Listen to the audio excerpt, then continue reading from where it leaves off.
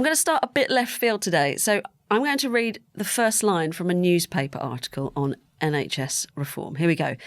The government has revealed the performance ratings of every major hospital in England, naming and shaming a dozen trusts as the worst performers in the NHS. Now, that is not from this week, when Health Secretary Wes Streeting has announced his new plans for hospital league tables. It's from The Guardian in 2001, 23 years ago, the last time Labour were in power and arguably the last time they announced this policy. And it's reminded me, George, of a piece that you wrote earlier in the week for the New Statesman called The Return of the Blairites, because there's a sense of Groundhog Day here, isn't there?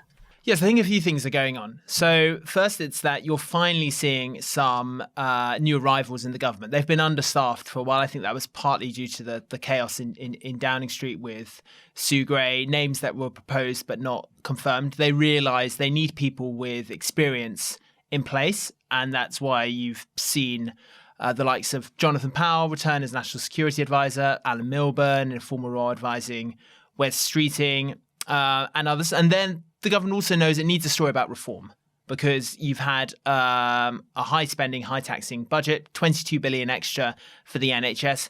They need that money to lead to real improvements in public services, not just to win the confidence of voters, but also because there won't necessarily be much more money in the rest of the parliament.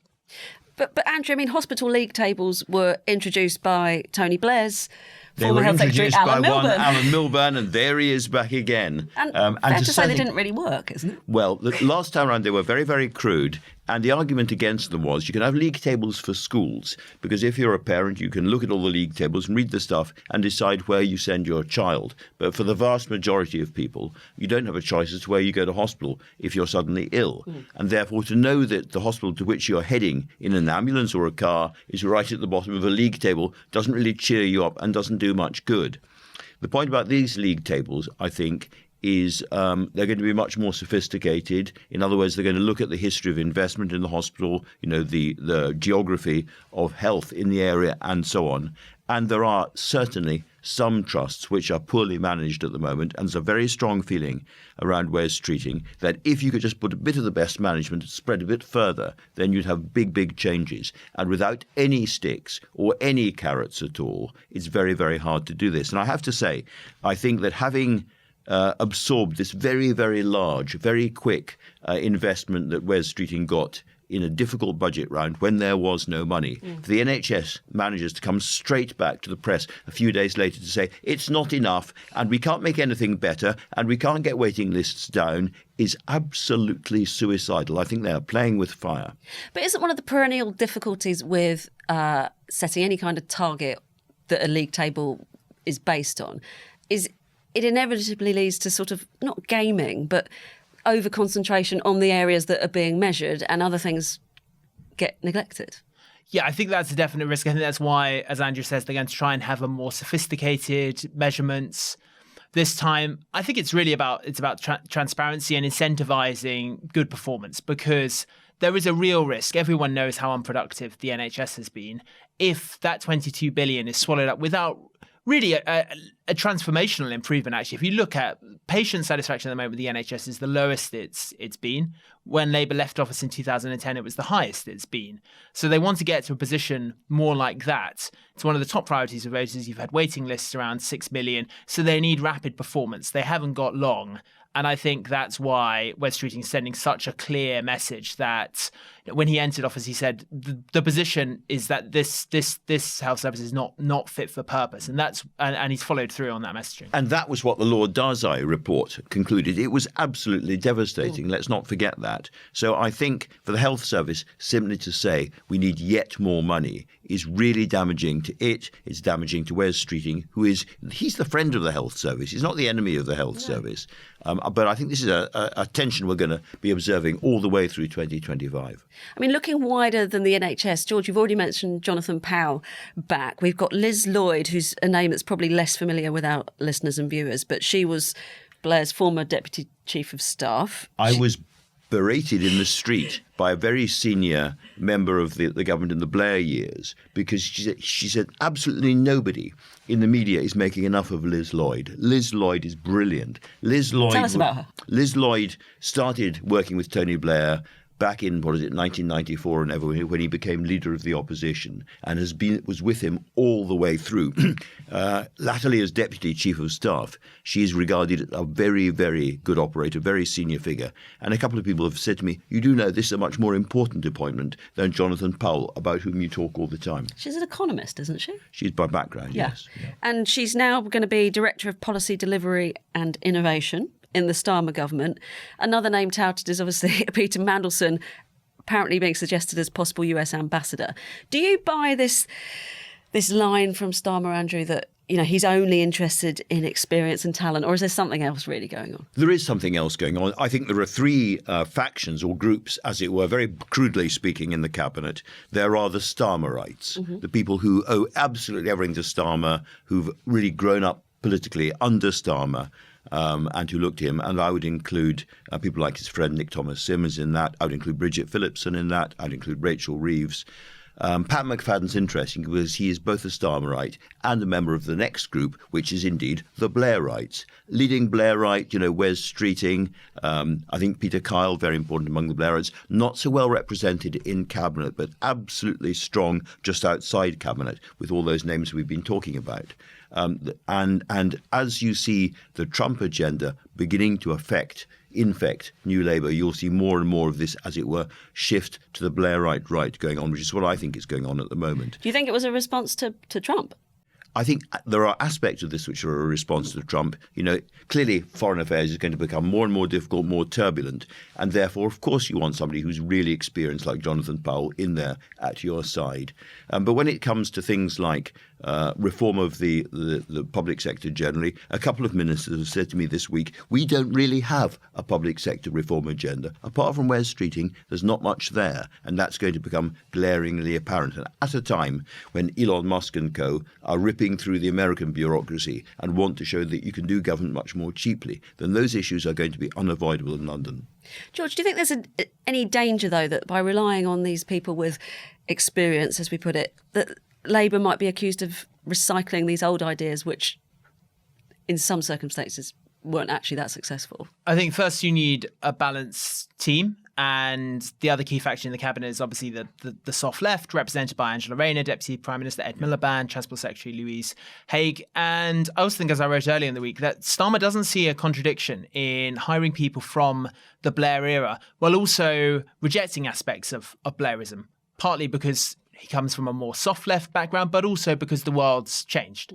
So he's positioned himself to the left of New Labour on workers' rights, on public ownership, on infrastructure investment, while arguably to its right on welfare spending. So I think as long as he keeps that balanced approach and doesn't look as if this is simply becoming New Labour 2.0, then I think he'll be okay. But it's ultimately the government's going to be judged on delivery. Voters aren't going to worry too much about who the different factions are, who's in place, as long as the government can deliver an improved economy and stronger public services. That's the fundamental. I completely agree with that. I hadn't come on to the soft left faction, but they are obviously the third faction. Some of them are a little bit uneasy and a bit nervous at the moment. I've heard a minister for the first time saying, I'm worried this is going to be a one-term government, because they look at what's happening to incumbent governments all around the world, and they look ahead at the effect of tariffs and possibly inflation on their growth prospects, and of course what the CBI and others are saying about the budget. And they can see that crucial question which George raised just now, delivery, not being, as it were, delivered in time. So that is an absolutely crucial part of this. So there is a lot of concern inside government about what's coming. They're very, very nervous about the opposition, interestingly. They think Kemi Badenoch is doing so badly that the danger is going to be reform. They can see the Conservatives being even more split about response to Trump than they are. And there's more and more talk that I'm picking up of a major cabinet reshuffle coming next year, probably not until May, but a big one. Out of those three factions that we've been discussing, do you see one in the ascendancy and another missing out then, perhaps? Everybody is going to be looking at it, inevitably, through the lenses of these different factions, even if the general public aren't so interested. And everyone is going to be asking themselves, partly because of the influence of Trump, is this going to be a moment when the entire Labour government moves, as it were, to the right? I think Keir Starmer has to be very, very careful not to infuriate the soft left, from which he himself comes. One person described him to me, he's definitely to the left of Tony Blair, he's definitely a social democrat, and there are days when I suspect he might be a socialist. So, he comes from the left, as it were, in many respects. But I think that some of the ministers in charge of projects which may become quickly unpopular, and I'm thinking Ed Miliband of You, and I'm thinking Louise Hay of You, might be wondering what the future holds. I think this is going to be about delivery. I think there's a general sense of almost panic inside parts of the government at the moment that they're not going to be able to deliver for ordinary voters quickly enough. And I think everything is going to be focused on that. In the plane ride to Baku, Keir Starmer was asked, in the end, Prime Minister, what really are your priorities? And he said, economic growth and secure borders.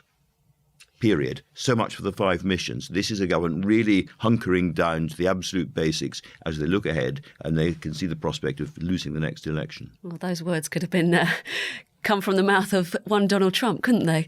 I think a lot of people will be quite nervous. Those delivery departments which don't have a clear plan and a clear reform agenda are going to be in big trouble, I think. I think the biggest issue is going to be welfare, because if you look at the ballooning welfare bill, particularly people claiming sickness benefit of different kinds, that is going to have to be a huge target. One of the things as a result of Trump is that somehow Rachel Reeves is going to have to find more money for defence. Saying that we're going to get to 2.5%, but we don't know when, is meaningless. They have to be able to get there. She has no money to get there at all. There is no headroom. There is no cushion financially. So she's going to have to find it from somewhere. And I expect quite a big crackdown on welfare benefits coming by and making Liz Kendall even more unpopular in government than, Keir Starmer is now. George, just to wrap up, I mean, is this bringing back some of the figures from the Blairite years? Is it an acknowledgement also that there is quite a lack of experience in the cabinet? I mean, some of them have not been in Parliament for a long time, and they've certainly not held government posts before. Yes, I mean, to state the obvious, Labour is in opposition for 14 years, so you naturally want to bring back people who have experience in government. Jonathan Powell was already working with Labour on foreign affairs. He was the key figure in the recent deal to transfer sovereignty over the Chagos Islands. I think Keir Starmer is someone who does value people who know a brief well. So it's no accident that Ed Miliband returned to government in the post he held under Gordon Brown. It's no accident that Pat McFadden, who's regarded by some as the de facto deputy prime minister, is such a key figure. He's got experience in government too.